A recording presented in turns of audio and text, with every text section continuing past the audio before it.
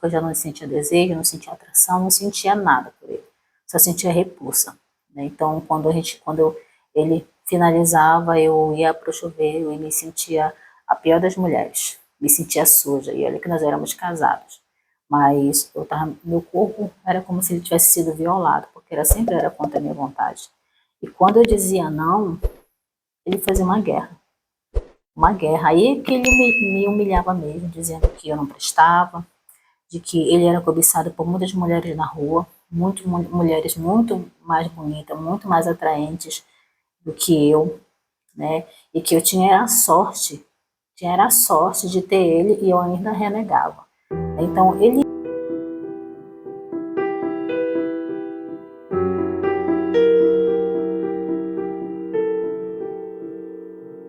assim como muitas mulheres que nascem em lar cristão, acredito que muitas devam passar pela mesma situação que eu passei.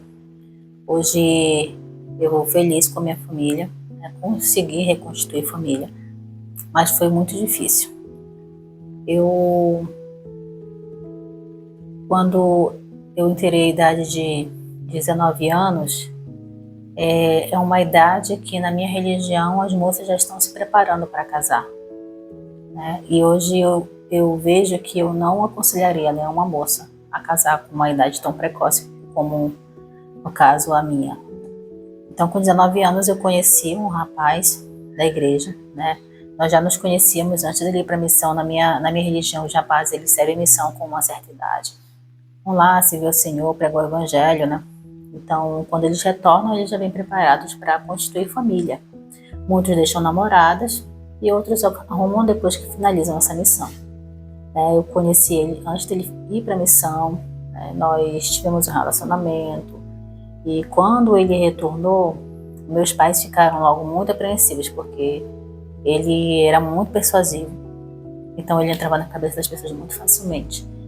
E então meus pais prontamente já queriam que eu me casasse. Foi o que aconteceu. Eu me casei com ele com 21 anos. Eu não tinha muita experiência de vida. Então eu fui ensinada na religião que eu precisava fazer a minha escolha e amar a minha escolha, independente das circunstâncias que eu tivesse que passar. Eu tinha que amar, respeitar e fazer de tudo para que desse certo o meu casamento. Então, o primeiro ano de casamento que nós tivemos foi, eu falo de ano de adaptação. E não foi um ano fácil, né? Foi muito difícil porque ele era uma pessoa muito explosiva. Ele não aceitava as diferenças porque nós tínhamos vindo de famílias muito diferentes, criações diferentes, e ele não conseguia se adaptar a mim e muito menos eu a ele, porque eu não aceitava a maneira de como eu era tratada, né? Então, aquele conselho ressoando na minha cabeça: escolha, faça a sua escolha e ame a sua escolha, independente das circunstâncias, né? Então, teve esse primeiro ano, as discussões começaram a ficar muito frequentes e eu achando que aquilo ali era normal, que não era, sabe, alguma coisa que eu deveria me preocupar. Achava que era normal por conta de adaptações, né? Então, depois de 2 anos de casamento, eu engravidei e a minha gravidez não foi nada fácil. Eu tive idas e vindas de médico durante a minha gravidez. Tive que manter repouso na maioria dela, porque era uma gravidez de risco.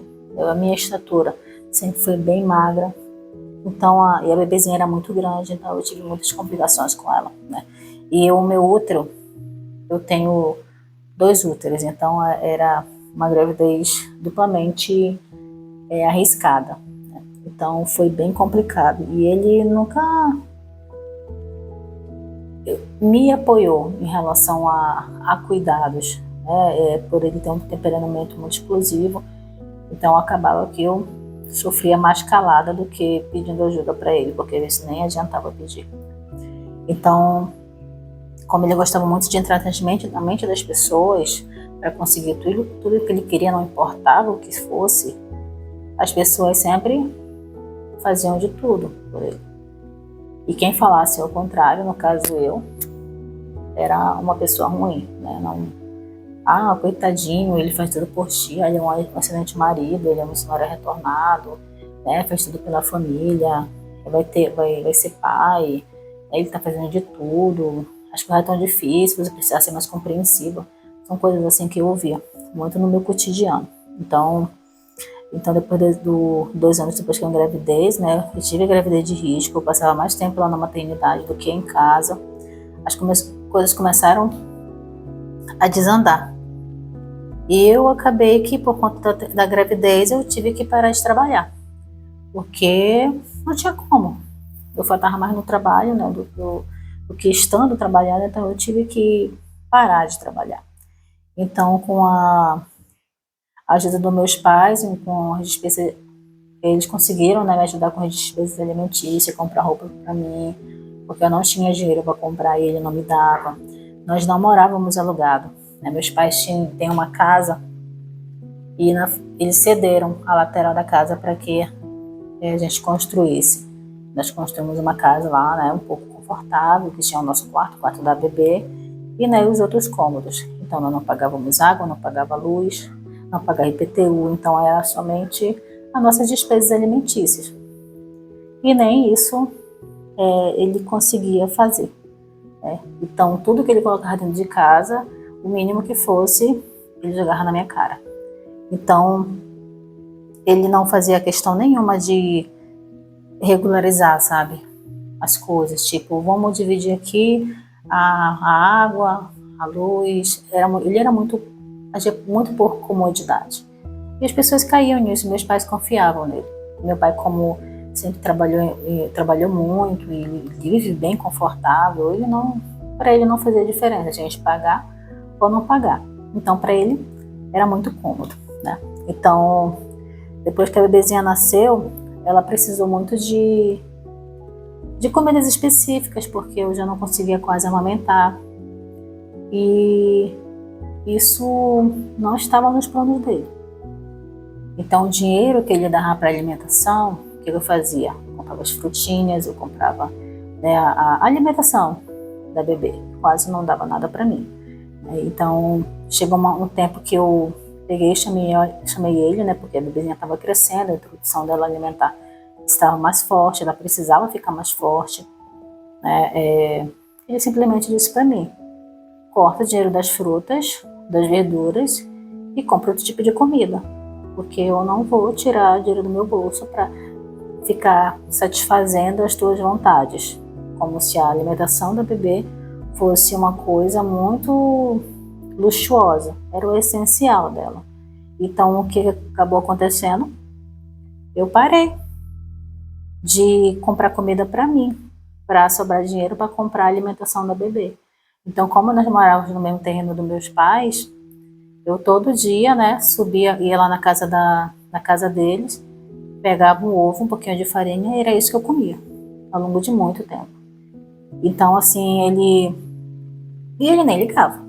Quando eu relatei para ele sobre isso, ele simplesmente deu de braço e para ele tanto faz como tanto fez, entendeu? Não saindo do bolso dele, estava tudo bem. Mas para mim, para minha filha, eu jamais deixei faltar nada. Roupas para mim, nunca nem vi, porque ele compra roupa para mim, jamais, é um artigo de luxo para ele. Então as roupas que eu tinha era porque minha mãe fazia, ou ela comprava de um brechó, para que eu tivesse o que vestir, né? Principalmente na época da gravidez, porque a gente engorda, né? A gente perde muita roupa, e eu não tinha roupa, gente, sabe? Então ela, com a ajuda dela, eu consegui.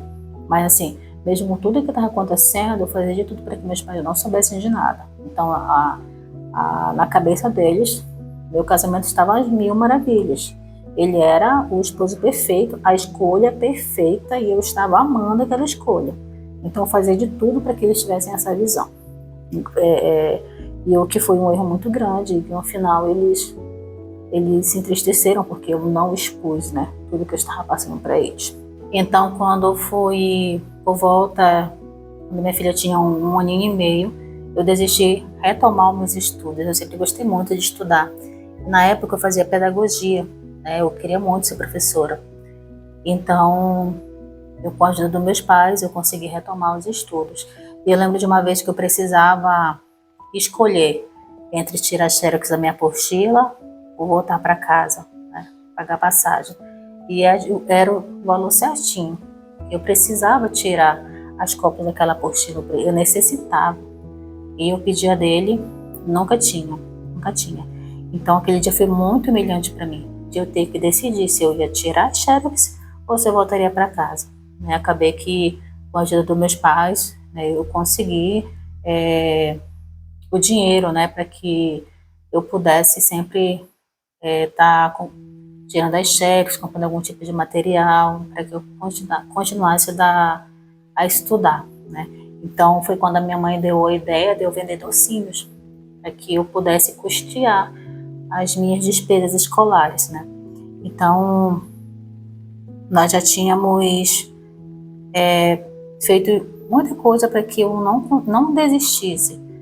E eu lembro que já no final da faculdade, os alunos já estavam se programando para fazer aula da saudade, para fazer a festa de formatura, né? Todos vendiam alguma coisa, né, para ajudar, né, a custear a festa. E eu lembro que eu não conseguia ajudar, eu não tinha dinheiro para fazer isso. Né? Então, todos já tinham beca, todos já tinham se organizado, então já estava tudo certo, todo mundo já tinha conseguido alugar as suas roupas e eu nada, né? Então, até para tirar foto, eu tive que pedir ajuda, porque senão não ia ter nenhum registro da minha formatura.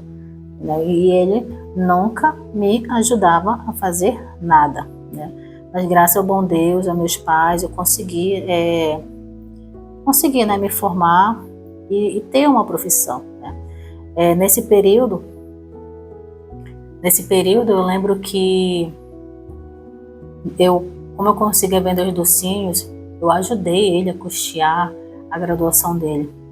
Ele precisava estudar também para ter até uma boa posição na empresa, tudo.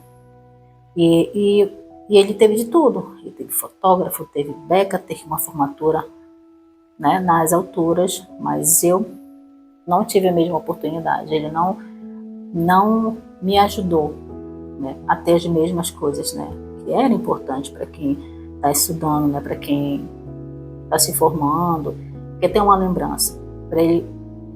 Para ele importava, mas para mim não fazia o mínimo esforço de me ajudar. Né? Então eu lembro que eu precisava fazer um concurso, né? Abriu a fase do concurso e eu precisava estudar mais, mas para você passar no concurso você precisa fazer cursinho, essas coisas, e apareceu e era R$2.000 e eu não tinha esse dinheiro, né? Mas ele tinha cartão de crédito. O que eu fiz? Eu fui lá nas coisas dele, peguei o cartão e parcelei, paguei o meu cursinho. Quando chegou a notificação para ele imediatamente ligou. Mas ele não fez uma ligação tranquila, passou uma conta aqui, não. Ele já veio com todas as pedras e as facas na mão, para saber o que tinha acontecido, por que eu tinha feito aquilo, que eu estava gastando dinheiro à toa, que não ia adiantar de nada. Então ele nunca me apoiou em fazer nada. E tudo aquilo foi me dando uma angústia, foi me dando o ranço dele. Eu já comecei a não dar mais a atenção. Eu já não conseguia me sentir bem perto dele por conta das coisas que ele me dizia. Então, e mesmo assim, eu não desisti de estudar. Então, quando passou-se o tempo, eu estudava, né, cuidava da minha filha e as humilhações cada vez mais frequentes. Eu lembro que nessa época eu pesava 46 quilos, ele me chamava carinhosamente de noiva cadáver. E ele falava que eu tinha 2 saboneteiras no pescoço, saboneteiras, né? Geralmente quando as pessoas são bem magras, elas têm isso aqui bem aparente. E eu achava aquilo ali em mim muito ridículo, eu me sentia muito mal, Mas ele, quanto mais eu dizia que uma coisa me fazia mal, mais ele falava sobre aquilo, para que eu realmente me sentisse pior, né? Sempre. Então, no nosso contato íntimo, nas relações sexuais, eu não tinha vontade alguma. Eu tinha nojo quando ele me tocava, eu me sentia suja. Então eu fazia tudo forçadamente, porque eu já não sentia desejo, não sentia atração, não sentia nada por ele. Só sentia repulsa, né? Então ele finalizava, eu ia pro chuveiro e me sentia a pior das mulheres. Me sentia suja, e olha que nós éramos casados. Mas meu corpo era como se ele tivesse sido violado, porque sempre era contra a minha vontade. E quando eu dizia não, ele fazia uma guerra.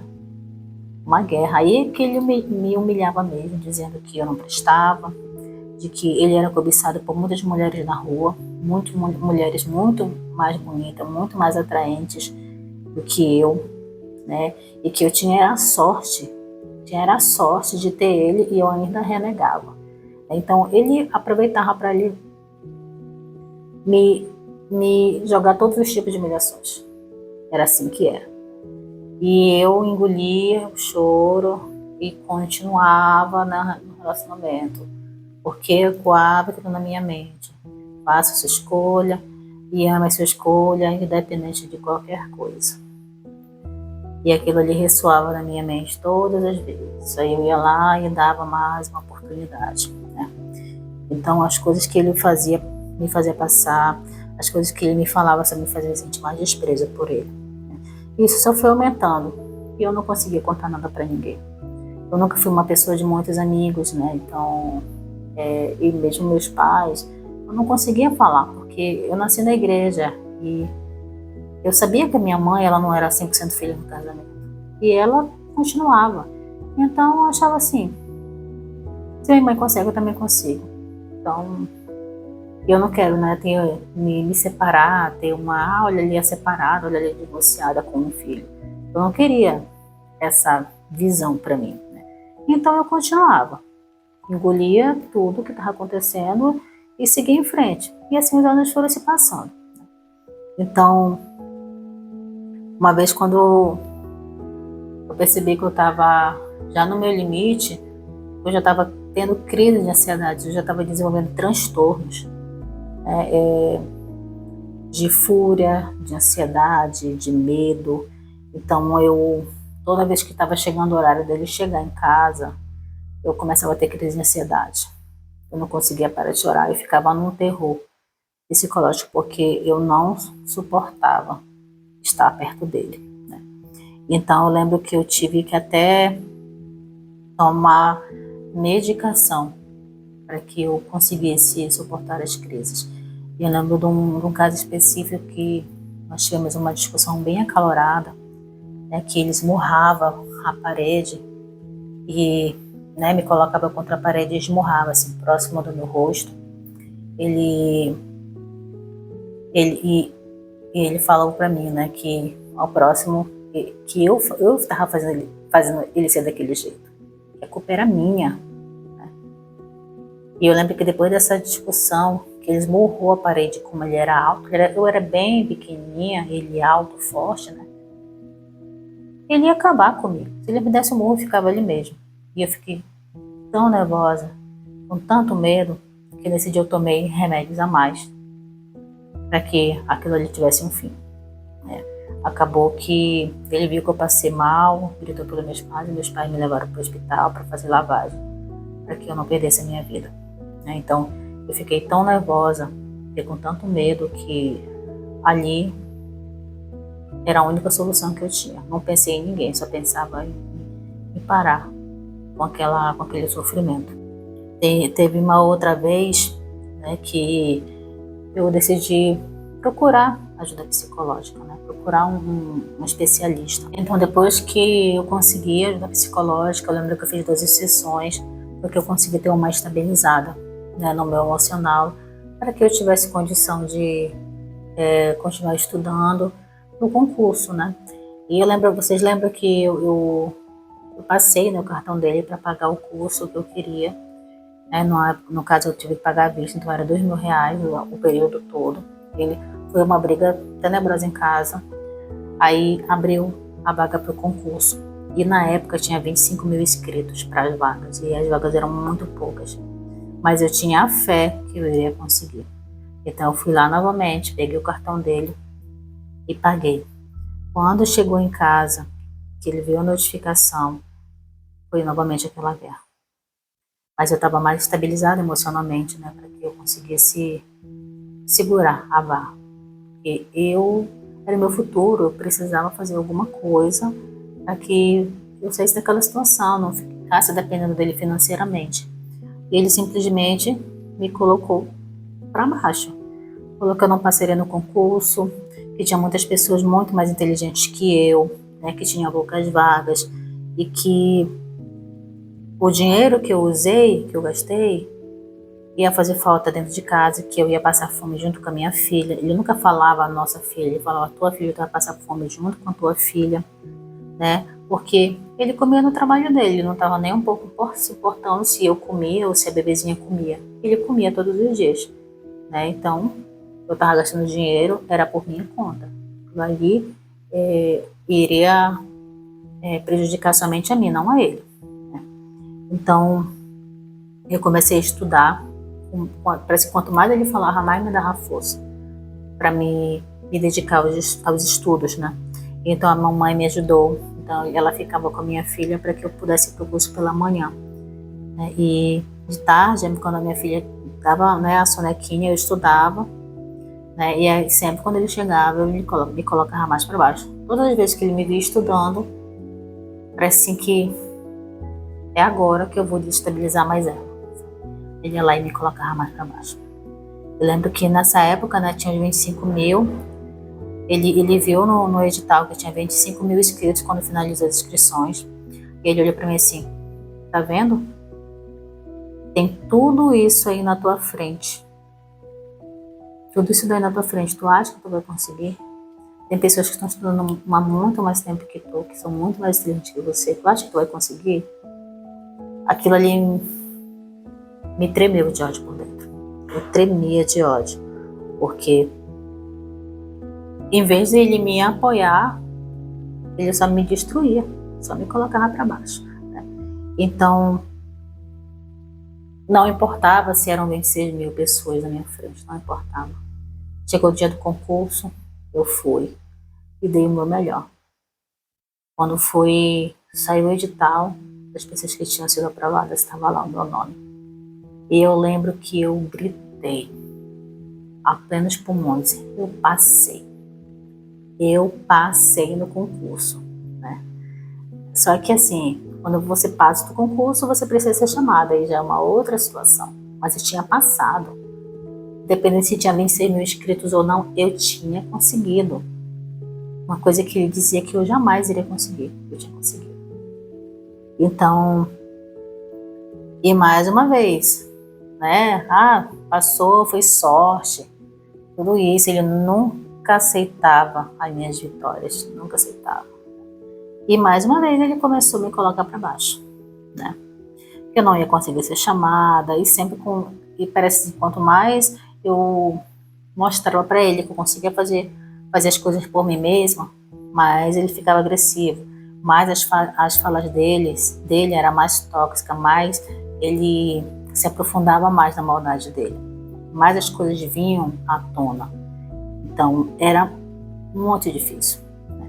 Então eu lembro que uma vez ele esmurrou tanto a parede, porque ele já viu que eu não ligava tanto para as acusações dele, para as humilhações dele. Ele esmurrou tanto a parede que a mão dele ficou toda roxa.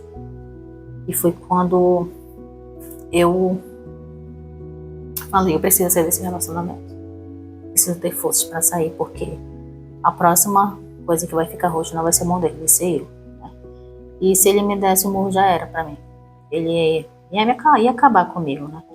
Então, eu lembro que quando eu fui chamada, né, eu fui convocada, que o nome certo é convocado, ele olhou para mim, né, e brincou assim: eu só fazia isso para te incentivar, para te, sabe, para te desafiar. Nunca foi para te colocar para baixo. Era só para te desafiar, para te dar o teu melhor, sabe? E quando eu ameacei que eu poderia sair daquele relacionamento, ele pegou a faca, olhou para mim assim em tom de ameaça, né? Que se um dia eu pensasse em deixar ele, né? Que eu não ficaria com mais ninguém. Aí eu olhei para ele bem sério, tipo, meus pais estão aqui do lado, tá fazendo uma coisa comigo aqui. Aí ele foi, aí começou a rir, ai, não, tô só brincando. Mas com aquele tom de deboche, com aquele tom de autoritarismo, tô só brincando. Não, jamais tô fazendo uma coisa dessa contigo, né? E aquilo ali me tremeu os ossos. Aí eu tive cada vez mais convicção de que eu não poderia mais dormir no mesmo quarto que aquele homem. Então, como eu sabia que ele não iria sair facilmente de casa, porque a casa era dos meus pais, eu tinha construído aquela casa ali, né? Eu já não dormia mais no mesmo quarto que ele, com medo que ele fizesse alguma coisa. Então, como a minha filha tinha um quartinho dela, eu colocava todo dia um edredom e dormia com a minha filha lá. Trancava a porta e dormia com ela. Eu só saía de manhã quando ele saía do trabalho. E ficou durante meses assim, até que eu não aguentei mais. Então,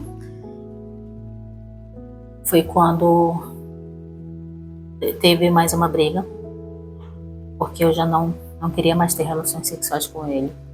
Eu não queria mais estar perto dele. Me dava ranço, me dava angústia, me dava medo.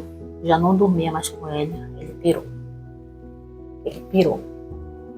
Foi quando ele chegou do trabalho já super alterado e já não respondia por si. Então nós tivemos uma briga bem feia, foi quando meus pais ouviram. É só que assim, até o momento eles não se metiam. Eles não falavam nada, eles ficavam só atentos, olhando para ver se não fugiria do controle, né? E quando ele pegou, foi como a mãe dele morava próximo ali da casa onde nós morávamos, ele saiu. Ele saiu, ficou uma semana lá, depois pediu para voltar. E como minha filha era muito pequena, eu ainda tinha isso na minha cabeça muito forte, de que é o teu casamento, faz tudo para dar certo, vamos ver se agora, né, com esse choque ele melhora. Vocês são da igreja, né, vocês têm que dar o exemplo de família, de que vencer a diversidade, essas coisas. Eu fui lá e deixei que ele voltasse. Só que só piorava. Foi quando ele resolveu mostrar que eu não tinha significado nenhum na vida dele. Ele saía para se divertir, gastava horrores com os amigos, todo final de semana. Era de lei ele sair. Para quê? Para curtir, né? Para comer por aí. Enquanto eu e a filha dele em casa estávamos passando necessidade. Vestia as melhores roupas enquanto eu só vestia trapo. Então ele fazia questão de mostrar isso para mim, já que eu era concursada, né? Tinha sido convocada, mas ainda não estava ganhando dinheiro nenhum. Mas na cabeça dele não, ela já tem o sustento dela, ela pode muito bem se bancar. Mas não, nós tínhamos uma filha juntos. Ela tinha as necessidades dela. Mas ele, nem aí. Eu lembro que nas vezes que nós saíamos, que eram raras vezes, porque eu nem gostava de sair com ele, porque sempre dava briga. O local que a gente morava próximo do shopping, ele levava a gente sempre no shopping para tomar o quê? Aquela caixinha de R$2. E ele sempre brigava. Era sempre uma discussão e eu já não gostava. Quando ele chamava para sair, eu falava, não, eu prefiro ficar em casa. Eu lembro de uma vez, que é até engraçado isso, quando eu conto com meus amigos, eles ficam rindo, é que eu sempre gostei muito de x-salada, né, que é x-tudo, essas coisas. Ele comprou partiu em 2. Metade para mim, metade para ele. E ele tinha dinheiro para comprar, mas ele fez isso. Então, ele sempre fazia essas coisas. Se ele comprava um pastel, ele partia no meio. Metade para mim, metade para ele. Mas ele nunca comprava um só para mim e um só para ele. Porque eu não merecia. Ele dizia, você está pegando um boi que eu estou te dando um pedaço. Então, as coisas, de pouquinho em pouquinho, ele ia minando cada vez mais a toxicidade dele. Então, assim, aquilo ali foi só guardando, né? Fui só absorvendo para que um dia eu já não aguentasse mais. Foi quando chegou o fatídico dia, né? Depois de 9 anos de relacionamento, uma filha que já estava cheia de traumas por conta das barbaridades que ela ouvia a mãe dela receber, por todas as agressões, não físicas, porque eu saí a tempo, mas verbais, emocionais, tudo isso deixou marcas inimagináveis na minha filha. Hoje ela faz terapia até hoje e ela não gosta de estar perto do pai. Ela não sente a necessidade de ter uma convivência mais com ele, por tudo que ela me viu sofrer. Eu nunca incentivei ela de não ir, de não querer estar com ele, né? Desde determinada pela justiça, não, minha filha, você precisa ir, vá. Ela nunca quis ir. Quando ela ia, imediatamente ela chorava para voltar. E ela já tem uma idade de consciência, ela tem hoje 12 anos. Então, ela não gosta de ter convivência com ele, porque ela nunca se sentiu amada, nunca se sentiu parada, ela sempre se sentiu excluída e sempre se sentiu em último lugar na vida dele. Isso porque ela via que desde pequena era assim, né? Então, todo momento de lazer, todas as frustrações foram só gatilhos para que chegasse o final. Então, quando nós tivemos a última discussão, né, que foi quando meus pais começaram a ficar alertas que ele já começava a ver que as coisas não estavam certas, brigamos muito feio, ele começou a esmurrar forte as paredes. Meu pai foi lá, perguntou o que estava acontecendo, foi quando eu pedi socorro. Meu pai pediu para mim ir para casa deles, fique lá, eu preciso ter uma conversa com esse homem. Foi quando meu pai expulsou ele de lá. Eu acho que precisava ser daquela forma. Então, meu pai expulsou, quando demorou um tempinho, chegou um líder da igreja. Porque, ao ver dos líderes da igreja, ele era um homem perfeito. Ele é um homem exemplar, um pai, um marido, um líder exemplar. Jamais faria mal para ninguém. Então, meu líder chegou lá, tentando me persuadir a perdoar o meu agressor. E eu lembro que ele falou bem assim, que eu tinha que dar uma oportunidade, que eu precisava ter paciência, que ele trabalhava muito, que às vezes era um dia difícil. Eu falei, ele tem dias difíceis todos os dias. Eu vivo um pesadelo ao longo de 9 anos. E ele pediu para que eu abraçasse ele, meu agressor.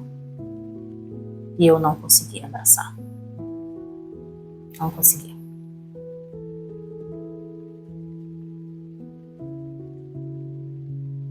Eu olhei pro meu líder e falei para ele, se fosse a sua filha no meu lugar, você pediria para ela abraçar o agressor dela, a pessoa que destruiu o psicológico dela? Você pediria isso para sua própria filha? Ele abaixou a cabeça, falou, não, eu não pediria. E aí eu olhei para ele e falei, então por que você está me pedindo isso? Eu não quero abraçar, eu não quero estar com ele, eu não consigo ficar perto dele, eu tenho medo. Mas que eles conheciam dele era uma pessoa completamente diferente. Então, ao ver ali da comunidade cristã, a errada era ele. Porque o que ele começou a espalhar? Não, ela só que me queria para pagar a faculdade dela, para bancar os estudos dela. Aí quando ela conseguiu, né, estudar, fazer concursos bons, ela fez o quê? Ela me deu um chute, porque agora ela é concursada e ela já vai começar a trabalhar. Essa era a índole da pessoa que ele espalhava por aí. Nunca era o que ele era, como ele era como marido, como ele era como pai. Ele nunca dizia isso. Os erros dele, as traições dele, ele nunca relatou isso para ninguém. E eu descobri tudo. Nem precisei fazer esforço, as pessoas vieram na minha porta para falar a pessoa que ele era, o cristão que ele era. Então, foi daí que começaram as perseguições. Ele não me deixava viver. Eu fiquei praticamente prisioneira dentro da minha própria casa durante muito tempo. Eu tinha medo de sair. Fiz medida protetiva, fui na delegacia várias vezes, mostrei as ameaças, os áudios, as ligações gravadas que eu tinha feito, dele me ameaçando. Ele me acusou de alienação parental, porque a criança não queria ver ele, né? Então, assim, eu vivi... Depois que eu não quis mais saber dele, que eu mandei ele embora, eu consegui fazer com que ele saísse dali, ele fez um inferno da minha vida. Se ele podia fazer mais, ele fez muito mais. Então, eu comecei a ter ansiedade novamente, depressão, vários transtornos que eu tive que curar ao longo desses últimos anos, tanto eu quanto a minha filha. E detalhe, quando ele foi embora de casa, todas as coisas que estavam lá, a maioria nós tínhamos ganhado da minha família. Nunca ele comprou alguma coisa do bolso dele, uma televisão, uma geladeira. A gente ganhou tudo, né, de presente de casamento, essas coisas. Ele levou tudo. Ele levou tudo. Ele me deixou apenas com um ar-condicionado que ele não conseguiu levar e um fogão, todo velho. Então, eu deixei. Se esse era o preço que eu tinha que pagar para que ele fosse embora, então leve. Eu vou trabalhar, construir tudo novamente e vou ter isso e muito mais e muito melhor. E aquilo ali deixava ele mais enfurecido, porque ele via que eu não dava o braço a torcer. Ele via que eu estava cada vez mais independente, que eu não precisava do dinheiro dele, que a nossa filha não precisava das migalhas dele. Isso aí o enfurecia cada vez mais. Então, hoje, para todas as mulheres, eu digo que a gente consiga sair desses relacionamentos tóxicos, abusivos, que não nos valorizam. Que a gente tenha a força necessária para viver algo incrível.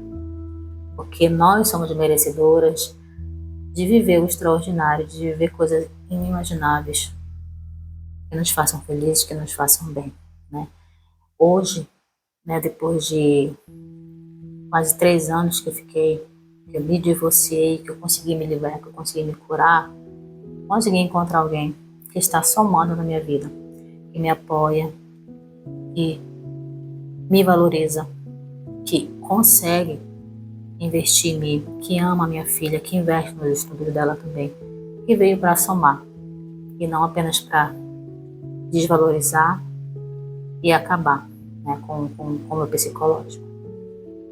Mas isso aí é um trauma e uma tristeza que eu vou levar, porque afetou não somente a mim, mas principalmente a minha filha. E eu sei que ela ainda vai precisar de muitas sessões de terapia, muitos acompanhamentos, para que ela consiga socializar melhor com as pessoas. Ainda vai precisar de muito preparo por conta do infeliz pai que eu dei para ela, né? Que eu escolhi para ela. E não tem essa, meninas. Faça a sua escolha e ame a sua escolha. Sim, se for bom para você. Mas a partir do momento que você vê que a sua escolha te machuca, que te destrói, é uma escolha errada. E você tem total direito de refazer essa sua escolha. Total direito. Então, se você gostou desse relato e você quer compartilhar o relato conosco da sua vida, para alertar outras mulheres a não passarem pelos mesmos traumas, mande um e-mail para a gente. fimdecasamentoOficial@gmail.com. E não se esqueça de curtir, compartilhar, comentar, dar conselhos principalmente, porque muitas mulheres estão lendo os comentários de vocês. E não se esqueçam também de se inscrever, para ajudar o nosso canal a chegar a mais mulheres, para ajudar muito mais pessoas. Obrigada. Tchau, tchau.